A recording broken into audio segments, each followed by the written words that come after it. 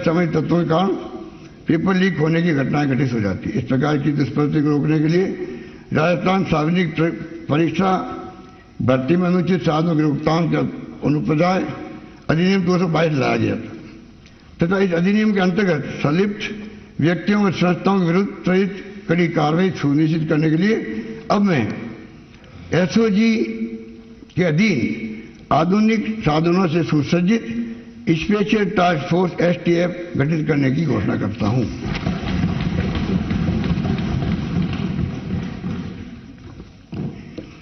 अध्यक्ष महोदय, साथ ही सरकार में भर्तियां सुचारू रूप से निर्धारित कैलेंडर के अनुरूप हो सके, इस हेतु राजस्थान लोक सेवा आयोग तथा राजस्थान कर्मचारी चयन आयोग बोर्ड के सुदृढ़ीकरण एवं आधुनिकीकरण के लिए 50 करोड़ रुपये प्रस्तावित है।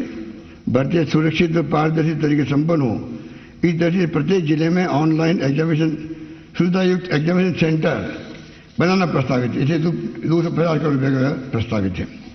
परीक्षा में बैठने वाले और चयनित उम्मीदवारों के साथ साथ विभागों की योजनाओं में भी आइडेंटिफिकेशन सुनिश्चित करने के लिए बायोमेट्रिक तकनीक को काम में लिया जाएगा।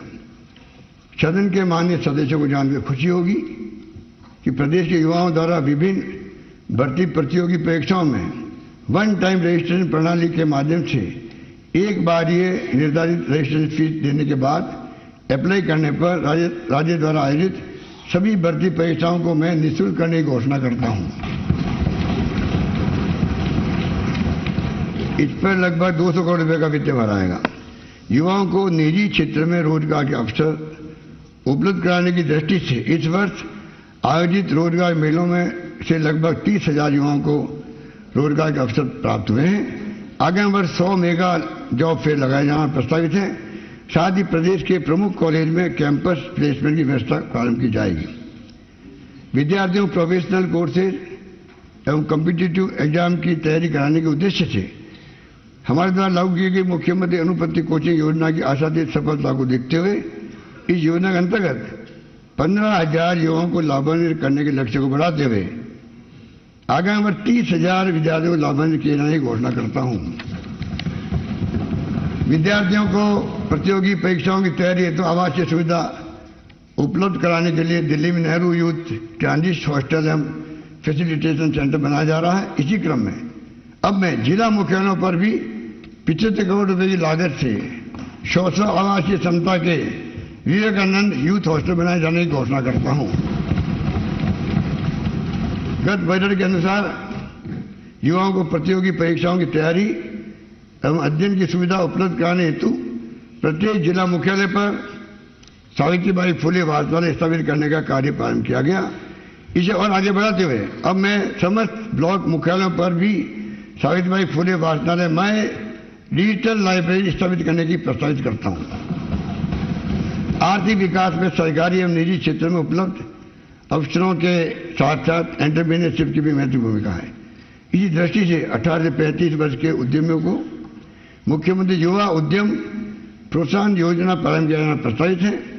इसमें युवाओं के लिए मुख्यमंत्री लघु उद्योग प्रोत्साहन योजना के अंतर्गत उपलब्ध लाभ के साथ साथ पुरुष व महिला उद्यमियों को क्रमशः 10 एवं 15% मार्जिन मनी भी 5 लाख की सीमा तक दी जाएगी। इससे 5,000 युवा उद्यमी लाभान्वित होंगे। इस पर 100 करोड़ रुपए का व्यय होगा। अल्प आय वर्ग की महिलाओं, कामगार, वंचित वर्ग यथा हस्तशिल्पी, केशकला व माटी कला कारीगर एवं घुमंतु आदि को स्वरोजगार के लिए विश्वकर्मा कामगार कल्याण योजना शुरू किया जाना प्रस्तावित है। इसके अंतर्गत आवश्यक किट, उपकरण, सिलाई मशीन इत्यादि क्रय करने में सहायता उपलब्ध कराने के लिए 5,000 रुपये का अनुदान दिया जाएगा। इससे 1 लाख युवा लाभान्वित हो सकेंगे। साथ ही प्रदेश में ऐसे 30,000 हस्तशिल्पी एवं आर्टिसन को उनके उत्पादों के विपणन मार्केटिंग हेतु राष्ट्रीय, अंतर्राष्ट्रीय, राष्ट्रीय एवं राज्य स्तरीय प्रदर्शनियों व मेलों में भाग लेने के लिए आगामी वर्ष 10-10 हजार रुपये की सहायता उपलब्ध कराई जाएगी। प्रदेश के युवाओं को स्टार्टअप तथा आधुनिकतम तकनीक आधारित उद्योगों को स्थापित करने के लिए राजस्थान वेंचर कैपिटल फंड के तहत 250 करोड़ की राशि उपलब्ध कराई जाएगी। साथ ही आई स्टार्ट फंड के माध्यम से स्टार्टअप्स को सरकार की ओर से उपलब्ध कराई जाने वाली मैचिंग शेयर की सीमा 25 लाख रुपए बढ़ा करके 1 करोड़ रुपए करने की घोषणा करता हूं। प्रदेश में युवाओं को अपना स्टार्टअप स्थापित करने हेतु प्रोत्साहित करने आवश्यक सहायता उपलब्ध कराने की दृष्टि से आगामी वर्ष 75 करोड़ की लागत से ग्रामीणों तथा स्कूल के विद्यार्थियों हेतु चयनित विद्यालयों महाविद्यालयों में I start launch pad nest की स्थापना और संचालन किया जाएगा। राजीव गांधी इनोवेशन चैलेंज के अंतर्गत प्रथम अवार्ड की राशि को 2 करोड़ रुपए बढ़ा करके 5 करोड़ रुपए करने के साथ ही 35 करोड़ रुपए राशि के कुल 100 पुरस्कार दिए जाना प्रस्तावित है। जनजातीय क्षेत्र में युवाओं हेतु गोविंद गुरु जनजातीय विश्वविद्यालय बांसवाड़ा में इंक्यूबेशन एवं इनोवेशन सेंटर स्थापित किया जाना प्रस्तावित है। युवाओं में वैज्ञानिक सोच एवं साइंटिफिक टेम्पर को बढ़ावा देने के उद्देश्य से जयपुर, जोधपुर, उदयपुर के साइंस पार्क सेंटर्स का विकास करते हुए इनमें आईटी, न्यूक्लियर एनर्जी, खनिज संपदा, वन एवं पर्यावरण इत्यादि विषयों पर नवीन गैलरी शुरू की जाएगी।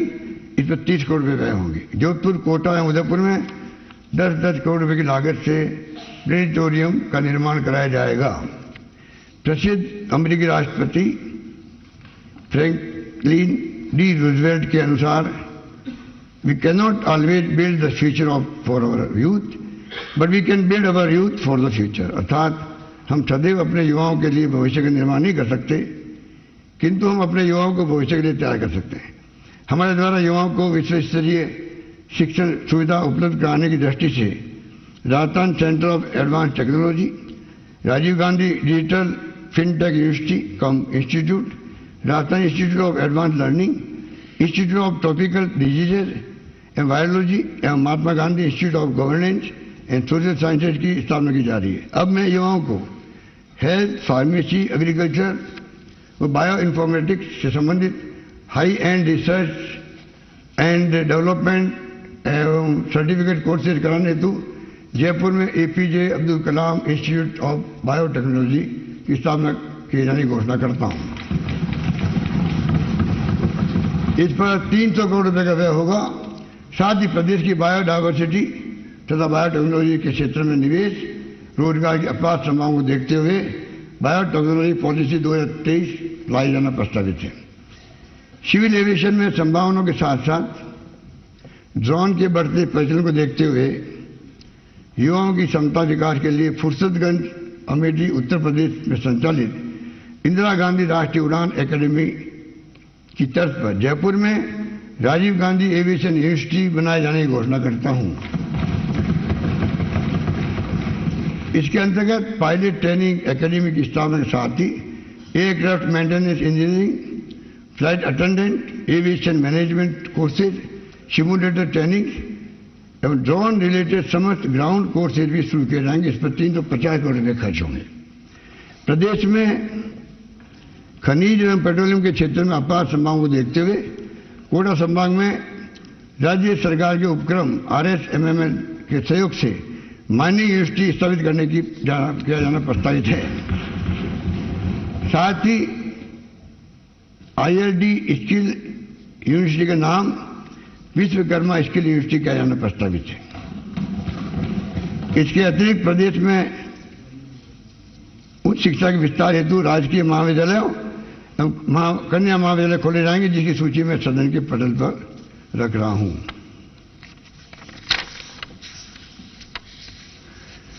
प्रदेश के मेधावी युवा अपनी स्किल्स को अपग्रेड कर राज्य के विकास में अपना योगदान दे सके, इस दृष्टि से विश्व के प्रसिद्ध उच्च शिक्षण संस्थानों में उन्हें अध्ययन के अवसर देने के लिए हमारे द्वारा Rajiv Gandhi scholarship for academic excellence योजना शुरू की गई। इसके तहत प्रतिवर्ष 200 होनहार विद्यार्थियों को वित्तीय सहायता दिए जाने का प्रावधान है। आगामी वर्ष इस योजना का दायरा बढ़ाते हुए 500 विद्यार्थियों को लाभान्वित किए जाने की घोषणा करता हूं।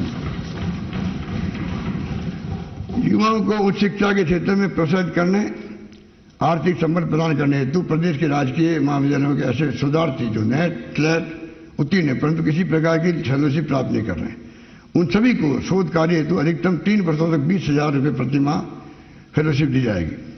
ऐसे शोधार्थी जन कल्याणकारी योजनाओं के प्रभावी क्रियान्वयन इंटर्न के रूप में भी